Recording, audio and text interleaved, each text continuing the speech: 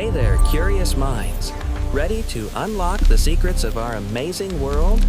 Let's get started. Ever wonder why a swing goes back and forth, or a guitar string hums?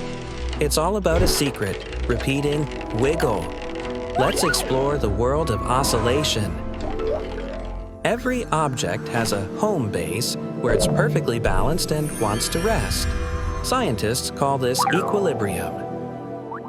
An oscillation starts with a force. A push or a pull moves the object away from its happy home base.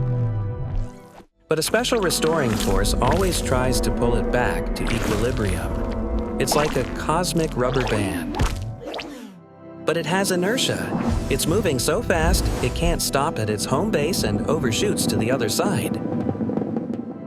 And now, the restoring force pulls it back again. It overshoots, and this back and forth cycle is an oscillation. A pendulum is a perfect example. Gravity is the restoring force that keeps pulling the weight back to the middle. A bouncing spring is another. The spring's own elastic force is the restoring force that pulls it back. When an oscillation is super fast, we have a special name for it, a vibration. These fast vibrations push the air back and forth, creating the sound waves that let you hear music.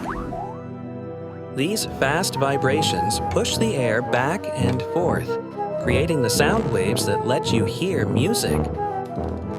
Or we can measure its period. That's the time it takes to make one full back and forth cycle. But why do swings eventually stop? Friction. This damping slowly steals the energy and the oscillation fades away. Once you look, you see oscillations everywhere, from the gentle waves on the shore to the tides of the ocean. So, from ocean waves to the phone in your pocket, our world is built on these amazing, repeating back and forth wiggles. If you like this video, like, share, and subscribe to Tender Intellects for more such fun videos.